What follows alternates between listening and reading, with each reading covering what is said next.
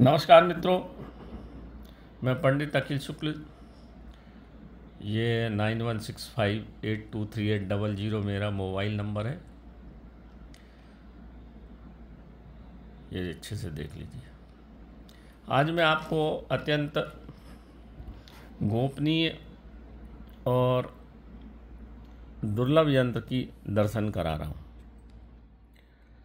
ये यंत्र बनारस के पास सारनाथ है, 50 किलोमीटर दूर होगा। लगभग 15 साल पहले सारनाथ जाते ही हैं, जो भी बनारस जाता। सारनाथ में मेरे पिताजी पढ़े लिखे। सारनाथ में जो बौद्ध वृक्ष है, बोधि वृक्ष, उसके में सारनाथ में उस समय बोधि वृक्ष को चारों तरफ से बैरिकेड नहीं किया गया था, खुला था। तो वहाँ लांबा लोग बहुत आते हैं। जो लद्दाख के लांबा लोग हैं, बौद्ध वृक्षु हैं, वो बहुत आते हैं। तो वहाँ मेरी एक बौद्ध भिक्षु से मुलाकात हुई। वृद्ध थे बहुत। थोड़ी बहुत बात तो ज़्यादा करते नहीं, थोड़ी बहुत बातचीत हुई। अब ये लंबा विवरण हो जाएगा, इसलिए मैं आपको शॉर्टकट कर देता हूँ। वहीं से इसकी प्राप्ति हुई। ये राजा अशोक के झंडे पे लगा रहता था। राजा अशोक, चंद्रगुप्त मौर्य,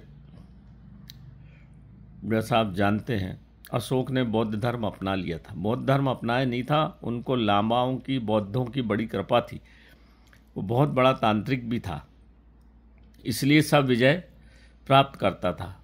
इसको विजय पताका मंत्र भी बोलते हैं, इसको विजय यंत्र भी बोलते हैं, इसको झंडे पे भी लिखा जाता है। और ये बड़ा अद्वितीय चीज़ है। इस यंत्र को वर्धमान यंत्र भी बोला जाता है। वर्धमान यंत्र, आपने जैनियों के मुंह से सुना होगा वर्धमान नाम। तो ये वर्धमान यंत्र है, ये सब काम करता है। इसमें ऊपर से नीचे, मतलब यहाँ से यहाँ तक 9 कॉलम है, और यहाँ से यहाँ तक 9 कॉलम है। और इसमें 81 अक्षरों का लेखन होता है, जो भोजपत्र पे लिखे जाते हैं। इसको लिखने की शाही भी विचित्र होती है। ये सफ़ेद पलाश की जो जड़ होती है, उसको अष्टगंध में मिला के, क्योंकि सफ़ेद पलाश ब्रह्म वृक्ष है, उनके पास नहीं था। बातचीत हुई बोधि व्यक्ति, तो मैंने उनको फिर प्रभावित किया, तो उन्होंने फिर मुझे ये दुर्लभ चीज़ दी। उनके पास एक से एक दुर्लभ चीज़ रहती, लामाओं के पास अगर मिल जाए तो। इसलिए मैं इसको आज कई बरस बाद प्रकट कर रहा हूँ। तो इसको लिखा कब जाता है? ये अक्षय तृतीया पे बनाया जाता है। और लिखने का किसी नदी के किनारे बैठ के, पवित्र नदी तो हमारी तो नर्मदा मैया है, और इसको लिखा जाता है जब पहट, जिसको पहटिया या आप ध्रुव तारा बोलते हो, जब वो उगता है, जब इसको लिखना शुरू करते हैं। और समय समय पर इसको फिर हवन पूजा पाठ करके सिद्ध करते जाते हैं। तो और इसके लिए कलम लगती है नीलकंठ के पंख की। नीलकंठ का पंख इतवार को जब पड़ा मिले, तो मैंने उनको नीलकंठ का पंख भी दिया था। तो तब इसको, क्योंकि नीलकंठ जब रामचंद्र जी युद्ध करने गए थे रावण से, तो नीलकंठ के दर्शन करने गए थे। नीलकंठ मतलब शंकर भगवान का जो स्वरूप है, जहर पीने के बाद उसको नीलकंठ बोला जाता है। बड़ा पवित्र पक्षी माना जाता है। तो विजयदशमी के दिन इसके दर्शन बड़े अच्छे माने जाते हैं। तो वहाँ नीलकंठ के पंख से, कलम से इस की और सफ़ेद पलाश की स्याही और अष्टगंध की स्याही से मिला के इसको रचना होती है।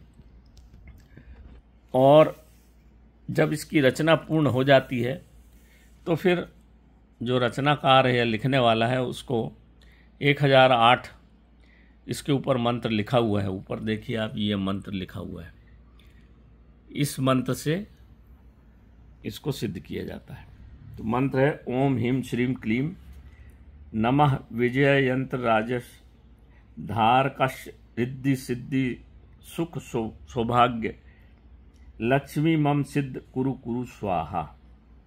और इसका लिखने का भी ढंग विचित्र है। सबसे पहले बीच से लिखा जाता है। ये ऊपर के 4 छोड़ के 1 2 3 4 यहाँ से 21 से, यहाँ से पूरा सीधे हाथ से उल्टे हाथ तरफ लिखते हैं, फिर एक ऊपर का, फिर एक नीचे का, फिर एक ऊपर का, फिर एक नीचे का, ऐसे करके इसको पूर्ण किया जाता है। पूर्ण करने के बाद इसी मंत्र की आहुति देकर ये सिद्ध होता है। इस मंत्र में देखिए जो यहाँ से यहाँ तक के यहाँ से यहाँ तक के अक्षर जो हैं आप जोड़ोगे तो 369 निकोलस के आपने देखा होगा केटला का ने 369 को, ये 3 अक्षर जो हैं पूरे ब्रह्मांड को, निकोलस टेस्ला ने ब्रह्मांड को बांधने वाले हैं। और उन्होंने कहा था कि जो 369 को जान लेता है वो पूरी दुनिया को जान लेता है। चाहे आप ऐसे नापोगे तो 369 होगा यहाँ पे अंक पूरे टोटल, चाहे ऐसे नापोगे 369 होगा। तो ये 369 का बड़ा गोपनीय और दुर्लभ चीज़ है। ये इसका रचना बहुत, ये जहाँ रहता है मैं अभी बताऊंगा आपको क्या क्या काम करता है। तो 369 का बड़ा ब्रह्मांड में, दुनिया में बड़ा महत्व है। और लामा लोग जितना तंत्र को जानते हैं ना, उतना कोई नहीं जानता। इसलिए चीन ने उन पर हमला किया था उनकी गुप्त विद्याओं को प्राप्त करने के लिए, जहाँ से दलाई लामा भागकर आज भी हिंदुस्तान में रह रहे हैं। उनके पास ऐसी परम गोपनीय चीज़ें हैं जिसकी कल्पना भी आप नहीं कर सकते। तो देखिए 9 अंक जो होता है वो पूर्ण होता है। पहले 3, फिर 6, 3 भी ब्रह्मा विष्णु नहीं महेश, ऐसे 3, फिर दूनी 6, और फिर 3 त्रिका 9, और नम्मा 81, 8 और 1 9, मतलब इसके 9 कॉलम ऐसे और 9 कॉलम ऊपर से नीचे, और तो 9 में 9 का गुणा करो तो नम्मा 81 होता है, और 8 और 1 9। तो ये बड़ा शुभ और बड़ा असरकारी यंत्र माना जाता है। इसको मैं पहली बार YouTube पे सबके लिए दे रहा हूँ। इसको देखिए, समझिए, और अगर आप बना सकते हैं तो आप बना लीजिए। मैंने इसको पूरा ऊपर भी मैंने बता दिया, ये ऊपर यंत्र लिखा है, सब अंक भी आपको दिख ही रहे हैं बिल्कुल स्पष्ट। बस इसको लिखने का तरीका आना चाहिए और आदमी शुद्ध होना चाहिए, नक्षत्र शुद्ध होना चाहिए। अगर आपने कहीं मांस मदिरा परगमन स्त्री किया है तो फिर आपको अधिकार नहीं है इसको लिखने का। शुद्ध होना चाहिए, जैसे लामा लोग शुद्ध होते हैं अपने जीवन में, वैसे आपको शुद्ध होना चाहिए, तभी ये यंत्र काम करता है। अब ये यंत्र काम क्या करता है देखिए। इसकी जो प्रथम लाइन है, ये ऊपर वाली लाइन, ये काम करती है डाकनी साकनी भूत पिशाच खबीस हबीस कोई भी इसके प्रभाव से आपके घर में नहीं टिकते, पहली लाइन। अब आगा आप दूसरी लाइन जो है, आपको विशेष अधिकार, अस्त्रों का विशेष अधिकार प्राप्त हो जाता है। इसलिए राजा अशोक अपना इसको लिखवा के झंडे की पताका पे लिखवाता था। दूसरी लाइन आपको अधिकार प्राप्त, मतलब अगर आप नौकरी चाकरी कर रहे हो, उस ज़माने में तो युद्ध होते, तब तो युद्ध होते नहीं, तो आपको या बिजनेस में आपको सफलता प्राप्त होती है। तीसरा भाग जो होता है इस यंत्र का, जितने भी अग्नि से, एक्सीडेंट से, असामयिक उपद्रव जो आपके जीवन में उत्पन्न होते हैं, तीसरी लाइन उसको नहीं उत्पन्न होने देती। ये कवच के जैसा काम करती है। चौथा जो आता है, ये आपको चौथा जो है बीमारी आजारी जो भी आपके शरीर में, आपके घर में उपद्रव होती है, किसी भी प्रकार की बीमारी आपके घर में नहीं हो पाती। आप देखते हैं बीमार हो गए, अगर जादू टोना से हुई तो पहला नंबर का आपको लाइन जो है जादू टोना ख़त्म कर देगा। चौथे नंबर से बीमारी आजारी दवा लगने लगेगी, आप ठीक हो जाएंगे।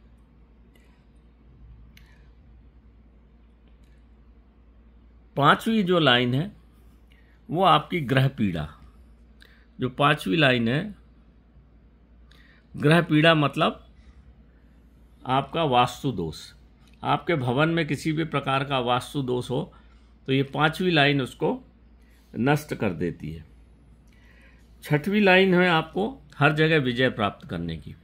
जो 6वीं 22 जहाँ अंक लिखा है वो हर जगह विजय प्राप्ति, चाहे व्यापार हो, चाहे बाजार हो, चाहे आपका जो भी चीज़ हो, जहाँ भी आप विजय प्राप्ति की इच्छा रखते हैं तो आपको विजय प्राप्त होती, चाहे कंपटीशन हो, चाहे आपकी प्रतियोगिता परीक्षाएं हों, उसमें भी आपको ये विजय दिलाती है इसके प्रणाम करके जाने से। 7वीं लाइन जो आती है, इसको मंदिर में रखने से आपके घर की पूरी पवित्रता और सकारात्मक ऊर्जा आपके पूरे घर में भर जाती है। नकारात्मक ऊर्जा मतलब कहीं जादू टोना किया है, दिन भर आपके घर में जो लोग आते हैं नकारात्मक ऊर्जा लेके आते हैं, आपका कुछ भी अच्छा हुआ तो उसको ठीक दृष्टि से नहीं देखते। तो ये 7वीं लाइन आपके पूरे नकारात्मक ऊर्जा को नष्ट कर देती है।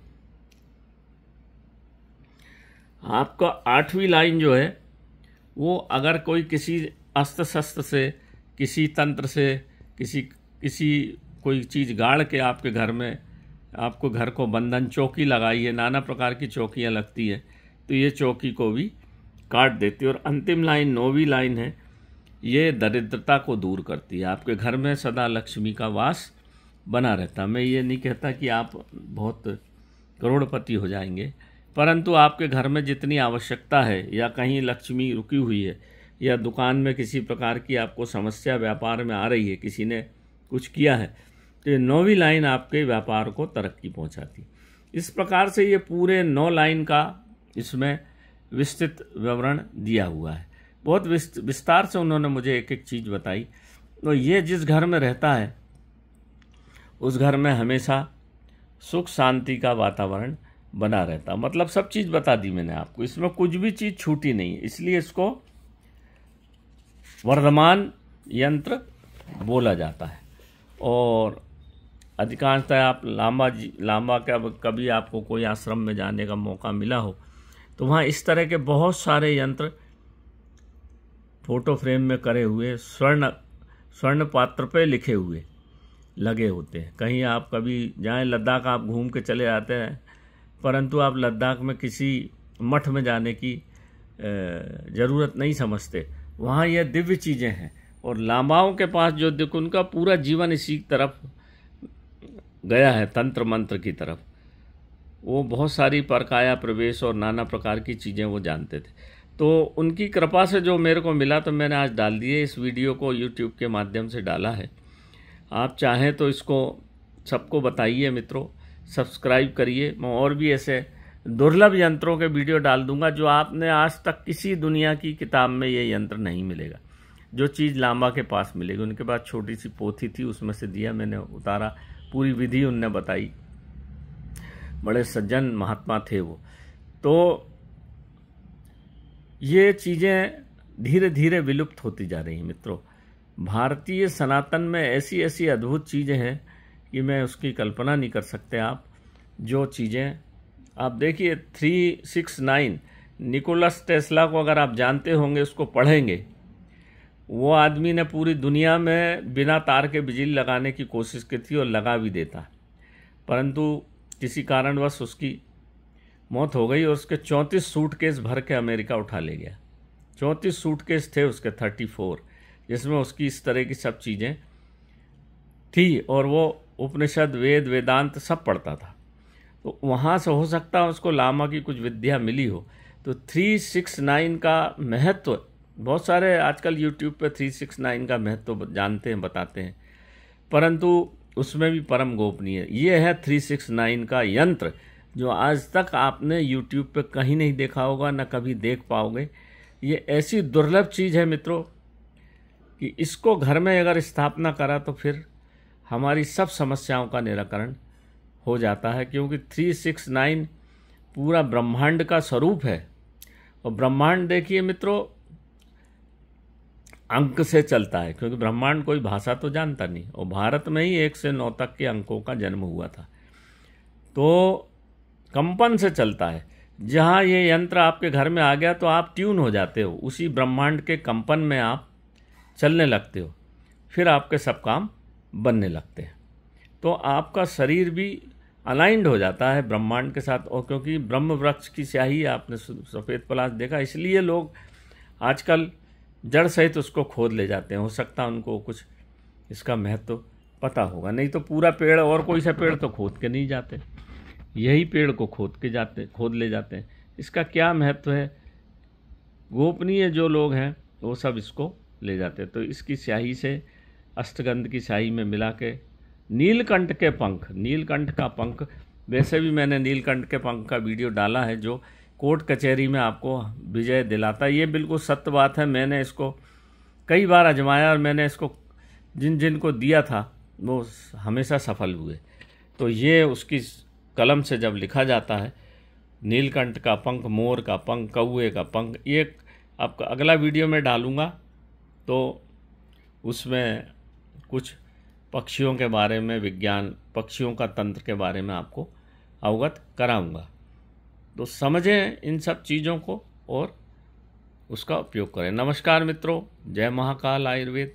मैंने आपको एक छोटी सी बात करी, थोड़ा वीडियो लंबा हो गया पर बताना ज़रूरी था, बाकी कहानी अगर मैं बताता तो बहुत लंबा हो जाता। तो नमस्कार मित्रों, सब भोलेनाथ की कृपा है, माँ नर्मदा की कृपा से मुझे सो चीज़ें मिली हैं, आपको दे रहा हूँ। आपको अच्छी लगी तो ग्रहण करिए, ना अच्छी लगी हो तो नमस्कार मित्रों, जय महाकाल।